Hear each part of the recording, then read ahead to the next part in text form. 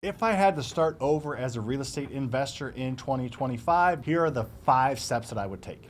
Most people who invest in real estate and lose money don't fail because of the market. They fail because they didn't follow these 5 steps. I flipped almost 2,000 houses and own over $50 million worth of real estate. And I have over 2,000 community members that are investing and starting from scratch. I understand the things that need to happen in today's market to give you the highest likelihood of having success. This isn't just fluff. These are exact 5 steps that are tactical and actionable that you can go take and move the needle in your real estate investing career from your first step. Step 1, get clear on your immediate goals. Are your immediate goals cash now, or are your immediate goals start to build wealth? Because there's a difference at the next steps you're going to take. I've seen people make mistakes on both ends. I've seen them jump into rentals when they have zero reserves or they have a ton of bad debt. And I've seen people with hundreds of thousands of dollars in the bank and a good W-2 job feel fearful to buy rentals, and they hold off on that and never truly build wealth, and they're stuck at that corporate grind every single day because they're worried too much about current cash and not looking ahead enough. What I usually tell people is look at your short-term cash position first, and then look at your long-term goals. If you're not in a ton of bad debt, you have a decent job, and you're not looking to quit your job tomorrow, now is the time to start stacking rentals, because the sooner you buy rentals, the sooner you build wealth and financial freedom. You're not going to create financial freedom from flipping and wholesaling, but you will from buying rentals. On the other side of the coin, even if you want to buy rentals, but you have a job that you want to get out of, you're not making enough active income, or you're in a ton of bad debt, you probably need to focus on cash flow. So if you need to focus on cash flow, you focus on wholesaling and flipping. If you're good there and you want to build wealth now, and you can build wealth now, you need to focus on rental properties. And don't worry, at the end of this video, I'm going to share with you a free resource called the Investor DNA Quiz that gives you 7 questions that will help answer this for you and tell you what you should be investing in. So stay around for that. Step 2, build a buyer and lender network now. Don't wait, start to build that network now, no matter which avenue you're going down. If you end up going down the wholesaling route, you need people to sell your houses to. So we'll worry about actually finding these houses soon, but what you need to do right now is start to build a list of people that you can sell these houses to through networking and going to your local meetups and shopping around online for other investors who are active. You need to start to build that list up, because if you have a good buyer's list, or at least a few connections, the next few steps are going to be so much easier for you. And if you're looking to flip and even add rentals, you need to build up your lending network. You need to be able to build multiple funding options at different levels. Whether it's initial purchase or a down payment or a rehab, you need to build up your short-term funding bucket. And that's going to be done through private money lenders and hard money lenders. And if you end up keeping them as rentals, you need to build long-term funding options, which are going to be built through small local banks and DSCR lenders. Good news for you, I have you covered on both. You can check out the description at the end of this video or just screenshot this. But if you go to www.FasterFreedomCapital.com, you can get introduced to my hard money lending company and my long-term lending company. We have the best rates around, and we'll really take care of you because we understand, because we are investors and we understand how to help investors. If you're wholesaling without that buyer's list, you're taking a huge gamble. You are either getting properties under contract, not knowing if you can sell them and having contingencies in them that will probably hurt your purchase price, or you're just guessing at what price to buy it at. If you have a buyer's list built in and are communicating with buyers and know specifically what properties they're looking for, if you come across one that meets their criteria, bring them in on it, let them confirm what they'll pay, and then back into your offer. On the same side of the coin, if you're getting deals across your table, but you have no funding lined up, it really limits what you can do. Of course, you can wholesale it, but it limits you closing on it and flipping it and making a huge chunk of income, or it limits you keeping it as a rental and building that wealth. I have seen so many people get a really good deal under contract and then do nothing with it because they either don't have the buyer's list built up and they end up not being able to sell it and losing out on $10,000, $20,000, $30,000 worth of profit, or they didn't have the lending lined up to go ahead and close on it and make even bigger profits flipping, or keep it as a rental and start to build wealth. Get these 2 buckets lined up. It will take time, but that's why this is step 2. Start now. Step 3, learn to analyze deals through trial and error, so eventually you're able to quickly see a deal and not a deal and save yourself a ton of time in the future. Based on what your exit strategy will most likely be from step 1 and hopefully the DNA quiz that you've taken are going to take, you need to start to build a buy box. This is extremely important. You need to start to focus on what type of real estate you're looking at. Real estate is very wide and real estate is very vast. There are so many different things that you can get into. You can get into small commercial buildings, you can get into small apartment complexes, you get into big apartment complexes, you can get into duplexes, you can get into single family rentals, you can get into fourplexes. There are so many different things you can get into. Getting somewhat of a focus that you can adjust in the future will help you. I remember when I started investing in real estate, I made this mistake where I told everybody, hey, I'll buy any deal you got. I knew I couldn't buy any deal they had. I just didn't want them to pass up a deal and not send it my way. So what happened was 2 things, and neither of them were good. The first thing that happened was people didn't remember me. They're not gonna take you serious if you say, send me any deal you have.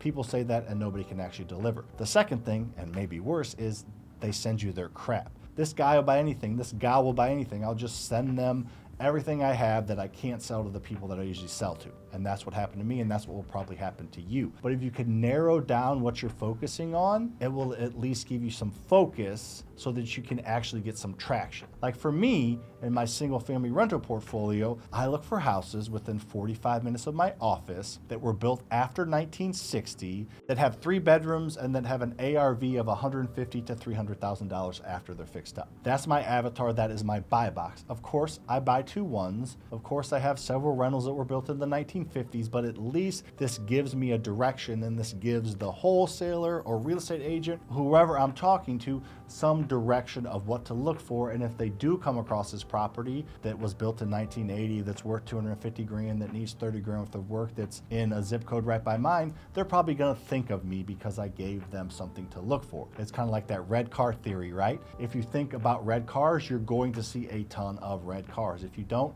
you may or may not. So get some type of focus for you and other people to look at, and I promise you're gonna gain more traction. This builds confidence with you and the people that will be sending you deals, and you're going to need to practice to get good at understanding how to analyze deals. The formula that you need to use to do that is the max allowable offer formula. I'm just gonna briefly talk about it now and move on to step 4, but it stands for ARV, which is after repair value, times 75% minus your repairs and your cost. So naturally, there's just 2 inputs. We got the ARV and we got the repairs and costs. So you need to focus on getting good at figuring out what the ARV is of the property, the after repair value, and you need to get good at figuring out what the rehab and holding costs will be. If you can focus on those 2 things, it will take you time, but you can analyze a deal in 5 to 10 minutes. That saves you so much wasted time, as opposed to when I got started, I didn't use that formula. It took me a couple hours to analyze every deal that was sent my way. 95% of them weren't buys, so I wasted hundreds of hours analyzing deals. However, I got good at it.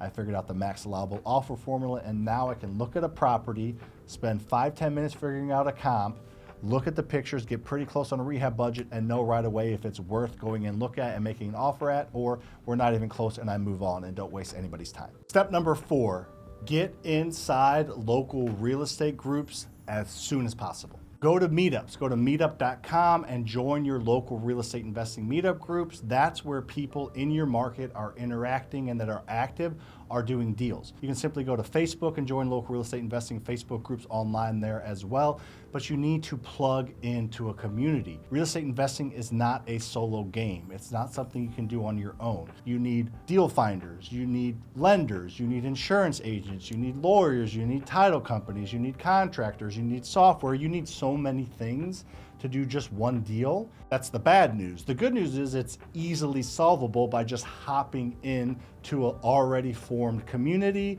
that can help guide you. There are the free resources that I just mentioned, and there's also paid mentorships and programs and masterminds that can up-level you even faster. Of course, I have one of those, but not here to sell you that. Just know there are resources out there for you, and if you want to move the needle, you have to join one of them because you're not going to be able to do this on your own. I hate to kick your ego, but that's just the way that it is. Everyone that's successful that you know is involved in some level of community by leaning on others, learning from their mistakes, and giving you a second set of eyes. The connections that I've made at my local meetup have made me millions of dollars, not right then and there, but over the past 10 years, the people that I've connected with, the resources that I've gotten have made me a lot of money. Step 5 is pick a strategy and go all in. I'm not one of those people that tells you you have to just pick one and go deep. I do think at the beginning, however, that if you narrow your focus, it will help you get a little bit more traction. I don't think you only have to do one thing, but for example, I think you should focus just on single family rentals or focus just on fourplexes. Take one type of avenue and put all your attention into it, because guess what? You can wholesale single family rentals, you can wholesale fourplexes, you can fix and flip single family rentals, you can fix and flip fourplexes, same with rentals. You get the point. Rather than chasing an apartment complex and a self-storage facility and a boutique hotel and a single family rental, focus on one of those things, get good at it, understand the process, build out your systems, build out your connections, build out what you're looking to do, and at that point, take that plan and move it over to the other asset class. The plan of finding single family rentals, funding them, repairing them, selling them, keeping them, that general process can be used with small apartment complexes. But you have to establish one process first. The apartment complex process, the funding is going to look a little bit different. Having more tenants under one roof is going to look a little bit different, but in general, the path is the same, and you'll be tweaking rather than reinventing if you're trying to do everything at one time. Focus is good. Multitasking, for the most part, is a myth. So focus on one thing. Shiny object syndrome never works out, especially for new investors. So get your focus, follow these steps, and you'll have a high likelihood of being successful. Real estate investing is simple, but not easy. You don't need a PhD, but you do need a roadmap. And hopefully this is the first few steps of your roadmap so that you can be successful. If you want more help with all of this, as I mentioned earlier in the video, go to the description. You can get our free DNA quiz there that will tell you what type of investor you should be, as well as some more free resources. So like this video, subscribe to the channel, check out the description for some more freebies, and also check out these videos over here to learn more. See you on the next one.